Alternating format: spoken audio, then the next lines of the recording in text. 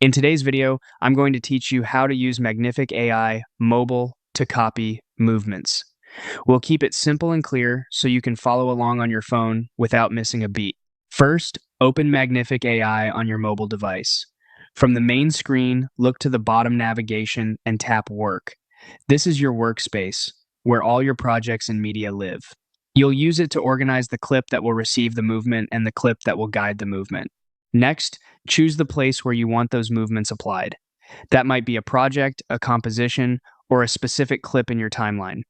Open it so you can see its details. This makes sure Magnific AI knows exactly which item should inherit the motion you're about to reference. At the top of the screen, tap Use, then select Use as Reference. This tells Magnific AI which source you want to borrow motion from. Think of the reference as your motion template. You're not copying the look or texture here, just the way the subject moves, like gestures, pacing, or camera motion. Now add your instruction. In the prompt field, type something clear and direct, like copy the movements, then specify the start and end frame. These frames define the exact portion of the reference to analyze. If you already know the frame numbers, enter them here.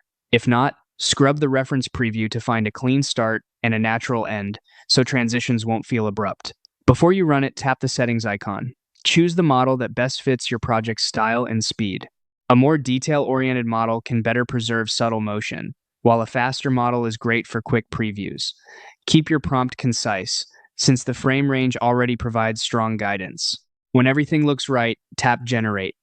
Magnific AI will process the reference and apply the motion to your selected item. Once it finishes, play it back to confirm that timing, intensity, and transitions feel natural. If something's slightly off, adjust the start or end frame or try a different model, then generate again. That's all there is to it: clean, controlled motion copying on mobile.